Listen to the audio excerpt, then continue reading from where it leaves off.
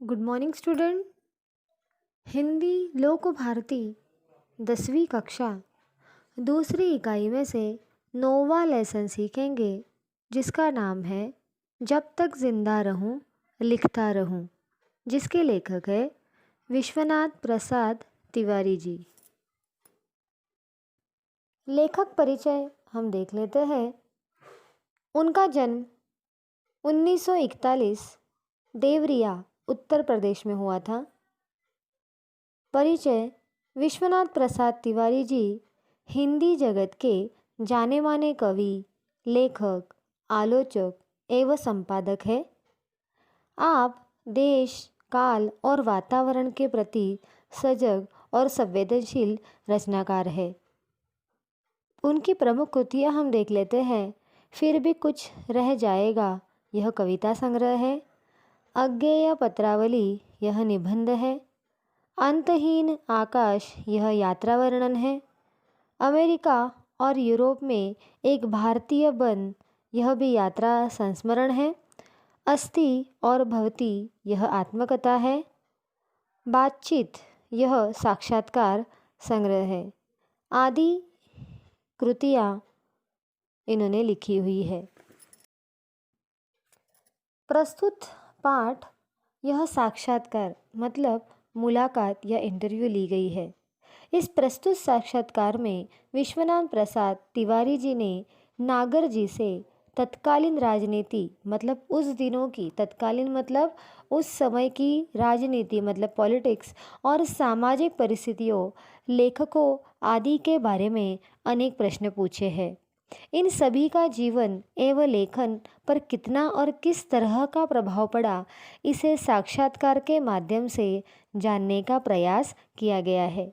यहाँ पर विश्वनाथ प्रसाद तिवारी जी खुद लेखक जो है, यह लेखक नागर जी इनका साक्षात्कार ले रहे हैं, उनका इंटरव्यू ले रहे हैं और इस इंटरव्यू के माध्यम से, साक्षात्कार के माध्यम से उनको जानने का प्रयास यहाँ पर किया गया है। यह पाठ एक साक्षात्कार के रूप में दिया गया है। साक्षात्कार का मतलब होता है मुलाकात या फिर इंटरव्यू। खुद लेखक विश्वनाथ तिवारी जी यहाँ पर लेखक नागर जी का क्या कर रहे हैं, इंटरव्यू ले रहे हैं या साक्षात्कार ले रहे हैं। तिवारी जी ने यहाँ पर सवाल किया है नागर जी को, नागर जी, मैं आपको आपके लेखन के आरंभ काल की ओर ले चलना चाहता हूँ। जिस समय आपने लिखना शुरू किया, उस समय का साहित्यिक माहौल क्या था? किन लोगों से प्रेरित होकर आपने लिखना शुरू किया और क्या आदर्श थे आपके सामने? क्या सवाल किया यहाँ पे तिवारी जी ने? वो कहते हैं कि जब आरंभ काल की ओर लेके जाना, मतलब नागर जी आरंभ काल मतलब शुरुआत के काल में जब वो लिखते थे, उस समय की ओर यहाँ पर तिवारी जी लेकर जा रहे हैं उनको और उनको पूछताछ कर रहे हैं कि आपने लिखना कब शुरू किया और आप साहित्यिक माहौल, साहित्यिक मतलब लिटरेचर, साहित्यिक मतलब क्या, लिटरेचर के माहौल में, वहाँ पे लिटरेचर का माहौल क्या था। यही नहीं, आप किन लोगों से इंस्पायर हुए, किन लोगों से प्रेरित हो गए और आपने लिखना शुरू किया। ये सवाल जो है यहाँ पर तिवारी जी ने नागर जी को किया। नागर जी ने जवाब दिया, लिखने से पहले तो मैंने पढ़ना शुरू किया था। जाहिर बात है कि कोई भी लेखक जब लेखन कार्य शुरू करता है, उससे पहले उनको पढ़ना बहुत ज़रूरी होता है। अगर वो पढ़ेंगे कई सारे किताबें, तो ही उनके पास शब्दों का भंडार मिलेगा और तभी वो लेखन कार्य कर सकते हैं। इसी तरह से नागर जी ने भी यही बताया कि मुझे लिखने से पहले मैंने बहुत ज़्यादा पढ़ाई शुरू की थी, पढ़ना शुरू किया था किताबें।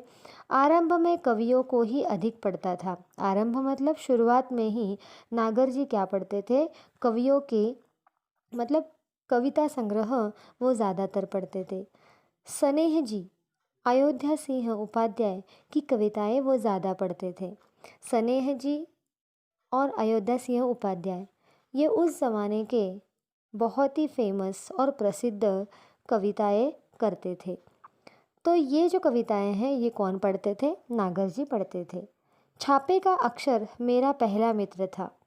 घर में 2 पत्रिकाएं मंगाते थे मेरे पितामह। पितामह मतलब नागर जी के पिताजी 2 पत्रिकाएं मंगाते थे। फॉर एग्ज़ाम्पल जब पहले के ज़माने में उसको मैगज़ीन या फिर जो वृत्तपत्र या न्यूज़पेपर है उसके बदले तभी के ज़माने में पत्रिकाएं हुआ करती थी। तो उनके पिताजी ने, नागर जी के पिताजी ने 2 पत्रिकाएं जो है वो घर में हमेशा मंगाते थे। वो एक का नाम था सरस्वती और दूसरी का नाम था गृहलक्ष्मी। एग्ज़ाम में या परीक्षा में आपको सवाल पूछेंगे कि कौन सी 2 पत्रिकाएं घर में मंगाते थे, तो पहला है जवाब सरस्वती और दूसरा है गृहलक्ष्मी। ये 2 पत्रिकाओं के नाम हैं। उस समय हमारे सामने प्रेमचंद का साहित्य था, कौशिक का था। नागर जी क्या कह रहे हैं कि जिस समय नागर जी खुद पढ़ना उन्होंने शुरू किया था तभी उनके समय प्रेमचंद के साहित्य मतलब मुंशी प्रेमचंद यह जो है ये बहुत ही फेमस साहित्यकार है।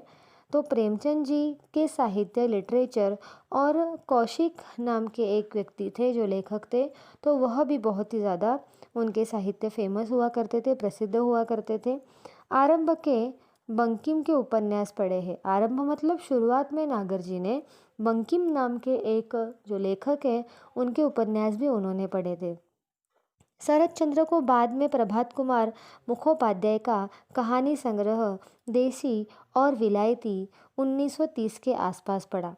शरत चंद्र यह भी लेखक है और उनके बाद प्रभात कुमार मुखोपाध्याय का कहानी संग्रह, प्रभात कुमार मुखोपाध्याय यह भी लेखक है, तो उन्होंने लिखी हुई जो कहानी संग्रह है वह नाम था देशी और विलायती। कभी ये लिखा था उन्होंने 1930 के आसपास नागर जी ने ये पढ़ा था। उपन्यासों में बंकिम के उपन्यास 1930 में ही पढ़ डाले थे।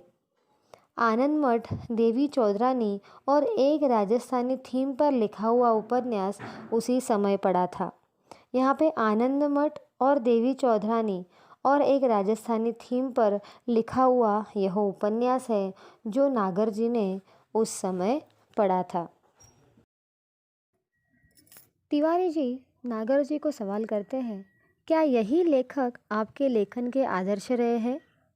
तिवारी जी ने क्या सवाल किया नागर जी को कि वो पूछ रहे हैं कि अभी जो लेखकों के नाम आपने बताए वही आपके आइडियल थे, आदर्श थे? नागर जी उसका जवाब देते हैं, नहीं, कोई आदर्श नहीं, केवल आनंद था पढ़ने का। यहाँ पर क्या कहते हैं नागर जी कि ये उनके आइडल नहीं थे, लेकिन वह तब से उनको पढ़ना बहुत अच्छा लगता था और वो सिर्फ पढ़ने का आनंद लेते थे। नागर जी कहते हैं कि सबसे पहले कविता फूटी साइमन कमीशन के बहिष्कार के समय। आपको पता होगा कि पहले के ज़माने में साइमन कमीशन यह बहिष्कार हुआ था, आंदोलन हुआ था, वह हुआ था 1928 से 1929 में। लाठीचार्ज भी हुआ था उस समय। लाठीचार्ज होना मतलब लाठी से मारना। इस अनुभव से ही पहली कविता फूटी, कब लो कहाँ लाठी खाए। इसे ही लेखन का आरंभ मानिए। नागर जी ने पहली कविता लिखी वो थी कब लो कहाँ लाठी खाए। और ये कैसे उनको कविता याद आई या वो अनुभव उन्होंने इस कविता में लिखा, वो था जब साइमन कमीशन का बहिष्कार हुआ था, तो वो बहिष्कार में वो शामिल हुए थे, तभी वहाँ पे लाठीचार्ज हुआ था और वह देखकर ही उस अनुभव को ही उन्होंने कविता में उतारा, जिस कविता का नाम है कब लो कहाँ लाठी खाए। और तब से उन्होंने लेखन का काम शुरू की। आरंभ करना मतलब शुरू किया। तिवारी जी सवाल करते हैं, इस घटना के बाद आप राजनीति की ओर क्यों नहीं गए? जो साइमन कमीशन बहिष्कार हुआ था, जिस आंदोलन में नागर जी खुद हिस्सा ले चुके थे, तो वो पार्टिसिपेट करने के बाद, आंदोलन में आने के बाद, यहाँ पर तिवारी जी सवाल करते हैं कि आपको पॉलिटिक्स में कोई रुचि नहीं मिली या फिर आपने राजनीति की ओर आप क्यों गए या नहीं गए? ये सवाल तिवारी जी पूछ रहे। नागर जी कहते हैं, नहीं गया क्योंकि पिताजी सरकारी कर्मचारी थे। 1929 के बाद मेरी रुचि बढ़ी पढ़ने में भी और सामाजिक कार्यों में भी। यहाँ पर जब सवाल तिवारी जी ने नागर जी को किया कि आप राजनीति में नहीं गए, पॉलिटिक्स में नहीं गए, तो यहाँ पर जवाब दिया है नागर जी ने कि नहीं, पिताजी सरकारी कर्मचारी थे, मतलब गवर्नमेंट सर्वेंट थे, और 1929 से ही उनको पढ़ने में रुचि बढ़ने लगी थी और सोशल वर्क का काम या सामाजिक कार्य का काम भी वो यहाँ पर करने लगे थे। और इसीलिए उनकी पहली कविता, नागर जी की पहली कविता छपी थी 1933 में, अपशकुन। तुम्हारे गोरखपुर के मन्नन द्विवेदी मतलब यह एक कवि है गोरखपुर के, जो उस दिन या उन दिन लिखते थे। चंडी प्रसाद हृदयेश थे, जिनकी लेखन शैली ने मुझे बहुत प्रभावित किया था। यहाँ पर नागर जी कहते हैं कि जिस दिन या जिस समय वो लिखते थे, उस समय चंडी प्रसाद हृदयेश नाम के एक लेखक थे, जिनका लेखन पढ़ने के बाद नागर जी बहुत ही ज़्यादा उनसे प्रभावित हुए थे। तिवारी जी यहाँ पर सवाल करते हैं, क्या उन दिनों आप पर गांधी जी के व्यक्तित्व का भी कुछ प्रभाव पड़ा था? यहाँ पर सवाल किया है तिवारी जी ने कि गांधी जी, महात्मा गांधी जी, उनकी पर्सनैलिटी का नागर जी आपके ऊपर कोई प्रभाव पड़ा क्या? यहाँ पर नागर जी उसका जवाब देते हुए कहते हैं, हाँ, निश्चित रूप से उनका प्रभाव मुझ पर पड़ा था। उसके बाद उन्होंने ये भी कहा कि उस दौरान जब नागर जी लिखते थे, तब उस दौरान आंदोलन भी हुआ करते थे, लेकिन यहाँ पर उनके पिताजी, नागर जी के पिताजी, उनको आंदोलन में हिस्सा लेने के लिए मना करते थे, और इसीलिए तो उनका वह रोकना ही उनके लेखन कार्य के लिए बहुत ही अच्छा साबित हुआ। यह खुद नागर जी यहाँ पर बताते हैं। तिवारी जी ने और सवाल किए, आपके लेखन में गरीबों के प्रति जो करुणा है वह किससे प्रभावित हुई? कहने का तात्पर्य यह है कि नागर जी जो लेखन करते हैं उसमें गरीबों के प्रति जो करुणा है, वो करुणा यहाँ पर प्रकट होती है उनके लेखन में। तो आप किससे प्रभावित होकर यह लेखन कार्य आपने शुरू किया? यहाँ पर नागर जी उसका जवाब देते हैं, वह तो अपने समाज से ही उभरी थी। मेरी पहली कहानी प्रायश्चित इसका प्रमाण है। नागर जी तिवारी जी का जवाब देते हुए कहते हैं कि यह जो गरीबों के प्रति करुणा है, वो उस जिस समाज में वो रहते थे उस समाज से ही उन पर उभरी है, और उनकी पहली कहानी है जिसका नाम प्रायश्चित है। उस प्रायश्चित किताब में ही गरीबों के प्रति जो करुणा है ये उसमें लिखा हुआ है, और यही उसका प्रमाण है। प्रायश्चित नाम का यह जो किताब उन्होंने लिखी थी, यह उस जो गरीबों के प्रति करुणा है वो उन्होंने उसमें जाहिर किया है। हमारे पारिवारिक संस्कार भी थे।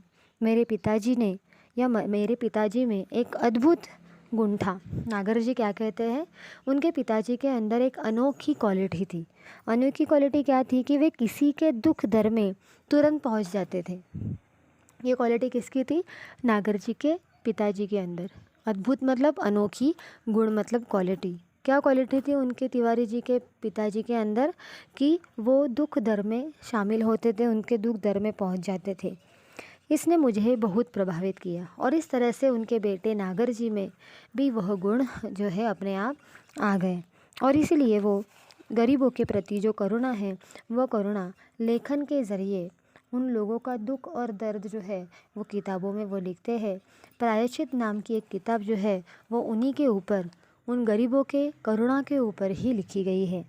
तिवारी जी कहते हैं, उस समय तो क्रांतिकारी आंदोलन भी हो रहे थे, क्या उनका भी आप पर कुछ प्रभाव पड़ा?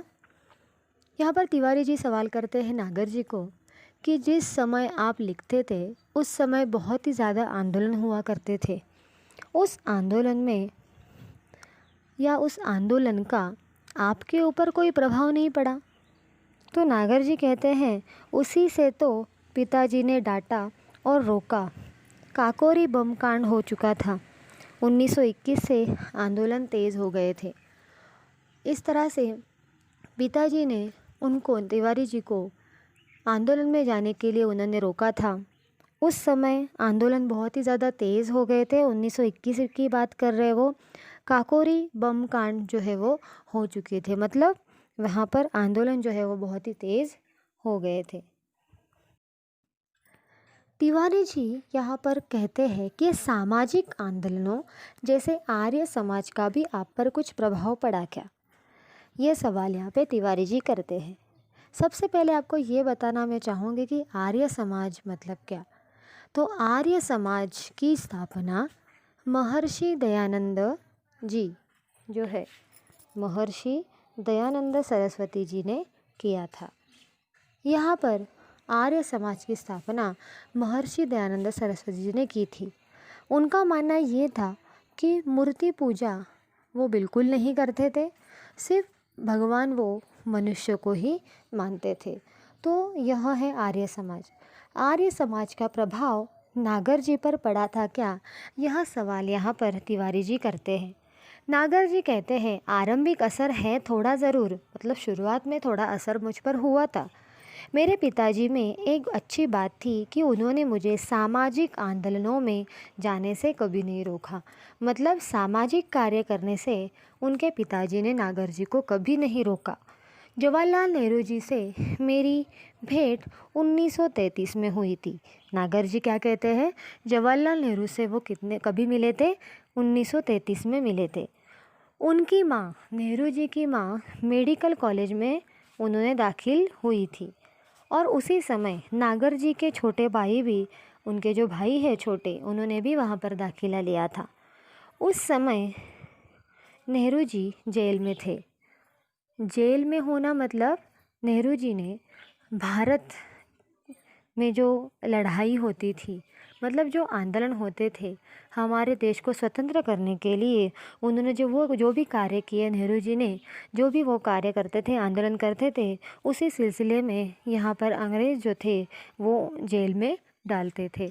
देश को स्वतंत्र करने के लिए जो भी कार्य उन्होंने किए हैं, अच्छे कार्य के लिए उनको जेल में भी भेजा गया है। उसी तरह से नेहरू जी तब जेल में थे। उनकी माँ के पास कुछ कश्मीरी लोगों को छोड़कर कोई आता जाता नहीं था।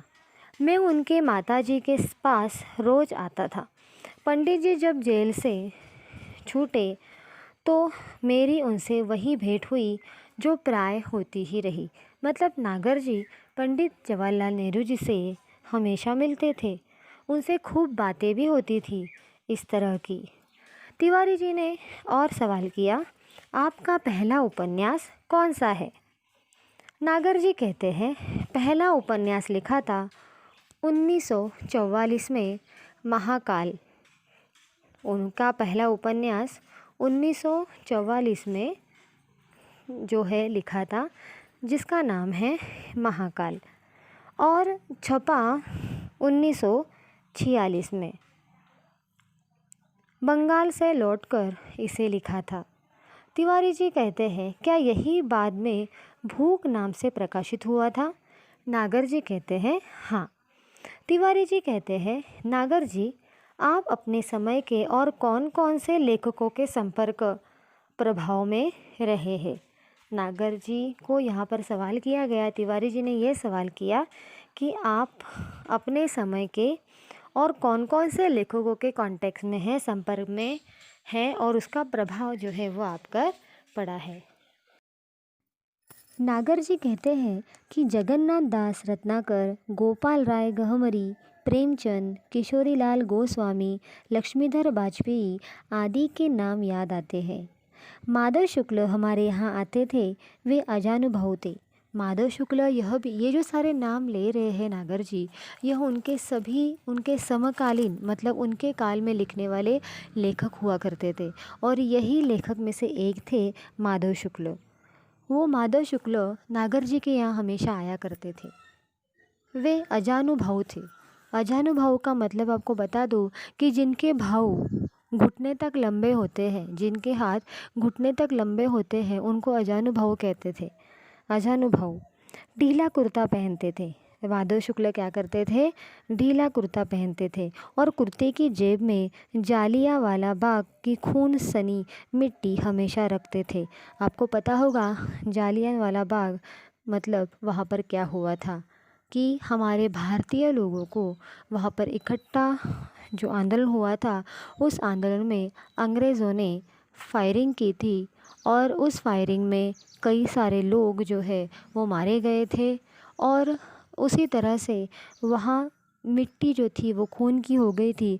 तो वह जो खून की सनी मिट्टी है, उस मिट्टी को वो हमेशा अपने जेब में लेकर चलते हैं। कौन? माधव शुक्ल जी। 1931 से 1937 तक मैं प्रतिवर्ष कोलकाता जाकर शरद चंद्र से मिलता रहा। उनके गांव भी गया था। यहाँ पे एग्ज़ाम में या परीक्षा में सवाल कर सकते हैं कि प्रतिवर्ष कोलकाता जाकर नागर जी किससे मिलते थे? तो किससे मिलते थे? शरद चंद्र जी से मिलते थे। उनके गांव भी वो गए थे। आगे प्रश्न यहाँ पर तिवारी जी ने किया कि पुराने साहित्यकारों में आप किसको अपना आदर्श मानते हैं? पुराने साहित्य मतलब प्राचीन काल में लिखे हुए जो लिटरेचर है, उसमें से आप कौन से कवि को या कौन से लेखक को अपना आइडियल मानते हैं? यह सवाल यहाँ पे तिवारी जी ने नागर जी को किया। नागर जी उसका जवाब देते हुए कहते हैं कि तुलसीदास। तुलसीदास को तो मुझे घुट्टी में पिलाया गया है। बाबा शाम को नित्य प्रति रामचरितमानस मुझसे पढ़वा कर सुनते थे, श्लोक ज़बरदस्ती याद करवाते थे। यहाँ पर तुलसीदास जी के बारे में बात अगर हुई है तो मैं आपको बता दूँ कि तुलसीदास जी राम के भक्त थे, राम को मानते थे और इसलिए उन्होंने राम की याद में रामचरितमानस, यह बहुत ही बड़ा ग्रंथ तुलसीदास जी ने लिखा हुआ था। यहाँ पर नागर जी के पिताजी रामचरितमानस नागर जी से पढ़वा कर लेते थे और उनके लिखे हुए श्लोक जो है वो याद भी करवा के लेते थे। तिवारी जी ने सवाल किया, नागर जी आपने खंजन नयन में सूरदास के चमत्कारों का बहुत विस्तार से वर्णन किया है, क्या उन पर आपका विश्वास है? तिवारी जी ने सवाल क्या किया है? सूरदास जी के बारे में। अभी सूरदास जी के बारे में अगर बताना हो तो सूरदास जी यह कृष्ण भक्त थे और उन्होंने भी सुर सागर नामक, जिसमें कृष्ण की लीलाओं के बारे में बताया हुआ है, वो सुर सागर नाम का ग्रंथ लिखा हुआ था। तो यहाँ पर सवाल क्या किया है तिवारी जी ने कि खंजन नयन, यह जो किताब है उसमें उन्होंने, नागर जी ने, सूरदास जी के चमत्कारों का वर्णन किया है, क्या इन पर आपका विश्वास है क्या? ये सवाल तिवारी जी ने नागर जी को किया। नागर जी कहते हैं कि नेत्रहीनों के चमत्कार हमने बहुत देखे हैं, उनकी भविष्यवाणियाँ कभी कभी बहुत सच होती है। देखिए परीक्षा में ये भी सवाल करते हैं कि नागर जी की नेत्रहीनों के बारे में क्या धारणा है। तो क्या सोचते हैं नागर जी नेत्रहीनों के बारे में? नेत्रहीन का मतलब क्या होता है कि जो अंधे होते हैं। तो जो अंधे होते हैं उनकी भविष्यवाणियाँ कभी कभी सच होती है, यह धारणा नागर जी की है। सूर पंचशती के अवसर पर काफ़ी विवाद चला था कि सूर जन्मांध थे या नहीं। सवाल यह है कि देखता कौन है, आँख या मन? आँख माध्यम है, देखने वाला मन है। और इसी तरह से यहाँ पर सूर पंचशती के अवसर पर बहुत ही झगड़े हुए थे कि सूर जो है वो जन्मांत थे या नहीं, मतलब सूरदास जी जो है वह जन्म से अंधे हैं या नहीं। ये सवाल जो है देखता कौन है, लेकिन अंधा या मन, यहाँ पे आँख या मन? आँख माध्यम है, देखने वाला मन है। यहाँ पर कवि कहते हैं कि मनुष्य की आँखें जो अंधे होते हैं तो उनकी आँखें नहीं होती है, लेकिन वो मन की आँखों से जो है वो देख लेते हैं। तिवारी जी नागर जी को यहाँ पर सवाल करते हैं। देखिए यहाँ पे इंटरव्यू चल रहा है, एक मुलाकात चल रही है और इस दौरान नागर जी, यह जो लेखक है, उनको तिवारी जी सवाल कर रहे हैं और उसका जवाब नागर जी दे रहे हैं। तिवारी जी ने यह प्रश्न यहाँ पर किया है कि आपने क्या कभी अपने लिखने की सार्थकता की परख की है क्या? लिखने की सार्थकता की परख मतलब आप लेखन कार्य करते हो तो वो लेखन कार्य कितना सार्थक है, कितना सफल है, ये जानना मतलब परखना, ये जांचना। आप जांचते हो कि आपका लेखन कार्य बहुत ही अच्छा है या सफल है। कैसे पता चलता है कि आपका लेखन कार्य बहुत ही अच्छा है या सफल है? तो नागर जी उसका जवाब देते हैं, हाँ, मेरे पास बहुत से ऐसे पत्र आते हैं मेरे उपन्यासों के बारे में, खास तौर से जिनसे पाठकीय प्रतिक्रिया का पता चलता है। देखिए, आपको ये बात बतानी है कि जो भी लेखक होते हैं और जो भी वो लेखन कार्य करते हैं, तो उनका लेखन कार्य कितना सफल हुआ है ये पाठकों से पता चलता है। जब पाठक वो किताब पढ़ते हैं और वह पाठक उन लेखकों को पत्र लिखते हैं, फॉर एग्ज़ाम्पल कि आपका लेखन कार्य बहुत ही अच्छा है या फिर आपका लेखन कार्य अच्छा नहीं है, तो नेगेटिव और पॉजिटिव ऐसे दोनों भी उनके विचार जो है वो पाठक जो पढ़ते हैं किताब वो लेखकों को भेजते थे। तो इसी तरह से उन्हीं पाठकों ने जो लेटर्स भेजे थे, जो पत्र भेजे थे, उससे नागर जी को ये बात पता चली कि यहाँ पर उनकी लेखन की सार्थकता कैसी है या फिर लेखन उनका सफल हुआ है कि नहीं हुआ है। तो इसी तरह से ख़ास तौर से जिनसे पाठकीय प्रतिक्रियाओं का पता चलता है, मतलब पाठक जो होते हैं, जो किताब पढ़ते हैं उनको पाठक कहा जाता है, तो उनकी जो प्रतिक्रिया होती है, जो पत्र लिखकर वो भेजते हैं, उससे पता चलता है। तिवारी जी वापस सवाल कर रहे हैं कि नागर जी, आपने भ्रमण तो काफ़ी किया है। भ्रमण का मतलब होता है घूमना। काफ़ी जगह पर घूमे हैं। कौन? नागर जी। नागर जी सवाल का जवाब देते हैं, हाँ, पूरे अखंड भारतवर्ष का, पेशावर से कन्याकुमारी तक। ठीक है, नागर जी ने तिवारी जी का जवाब दिया और ये कहा कि मैं बहुत ही जगह पर घूमा हूँ, पेशावर से लेकर कन्याकुमारी तक मैंने हर जगह पर मैं घूमा हूँ। बंगाल से कश्मीर तक इन यात्राओं का यह लाभ हुआ कि मैंने कैरेक्टर मतलब चरित्र बहुत देखे और उनके मनोविज्ञान को भी समझने का मौका मिला। यहाँ पर नागर जी ये कहते हैं कि वो बंगाल से कश्मीर तक बहुत ही जगह पे घूमे हैं और इस यात्राओं का लाभ भी किनको हुआ है? नागर जी को हुआ है। कैसे हुआ? कि उन्होंने कई सारे कैरेक्टर्स, कई सारे चरित्र लोगों के बहुत देखे हैं और उनके मनोविज्ञान को, उनके मन को समझने का मौका नागर जी को मिला। ऐसी बात यहाँ पर तिवारी जी को नागर जी कहते हैं। तिवारी जी ने दूसरा और सवाल पूछा कि अपने समय के लेखकों में आप किन्हें पसंद करते हैं?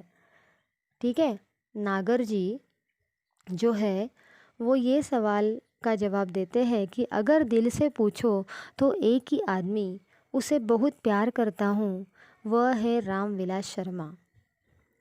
यहाँ पर तिवारी जी ने सवाल क्या किया था कि आपको कौन से लेखक पसंद है? नागर जी ने जवाब दिया है कि सच बताऊं तो सिर्फ एक ही व्यक्ति है जिनका नाम रामविलास शर्मा है, यह भी एक लेखक ही है। प्रभात कुमार मुखोपाध्याय का संग्रह देशी और विलायती अगर मिल जाए तो फिर पढ़ना चाहूँगा। प्रभात कुमार मुखोपाध्याय यह भी एक लेखक है जिन्होंने देशी और विलायती नाम की एक किताब लिखी थी और नागर जी उसको ज़रूर पढ़ना चाहते हैं।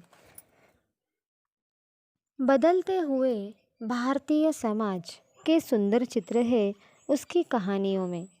टॉल्स्टॉय और चेखव की रचनाएं भी मुझे प्रिय है।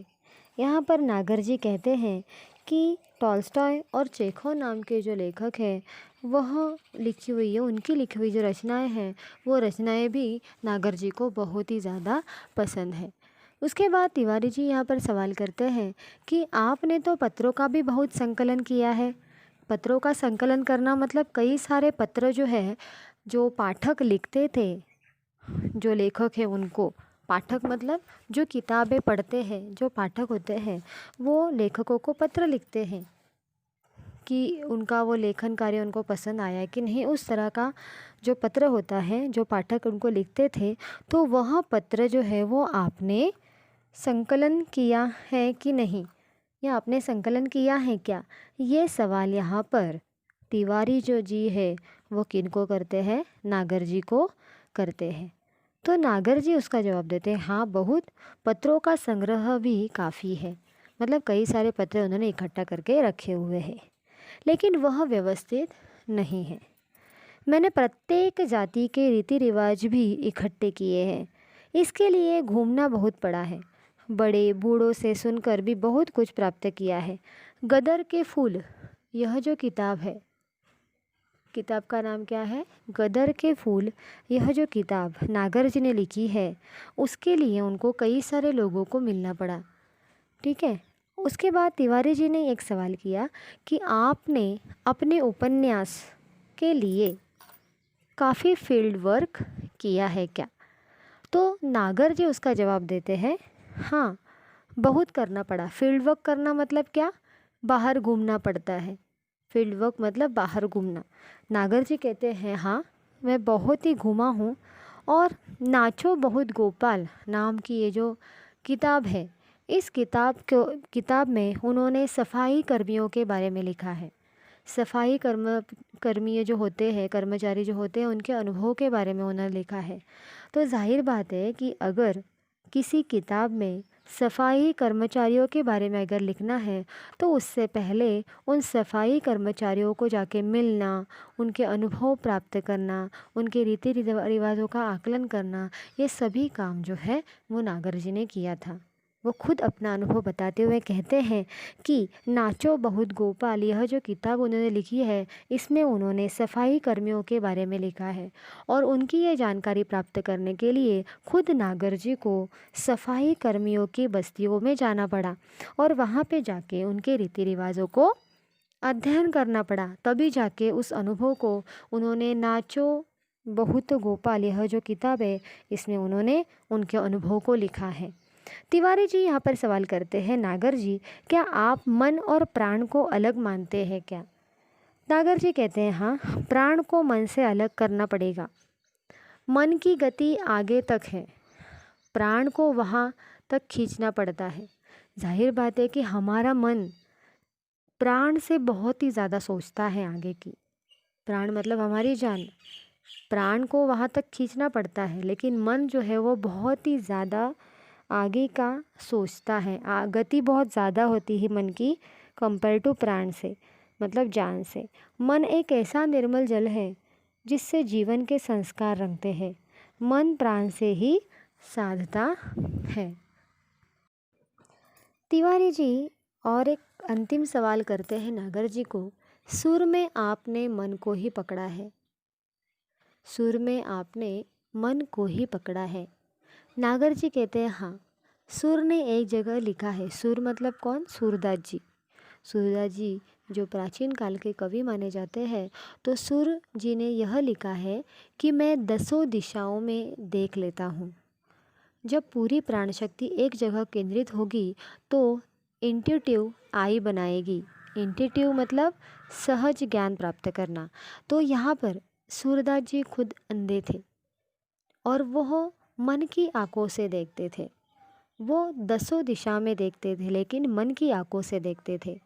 जब उनकी पूरी प्राण शक्ति एक ही जगह पर केंद्रित होती है तो इंट्यूटिव आई बनाएगी। मतलब क्या? सहज ज्ञान प्राप्त करना।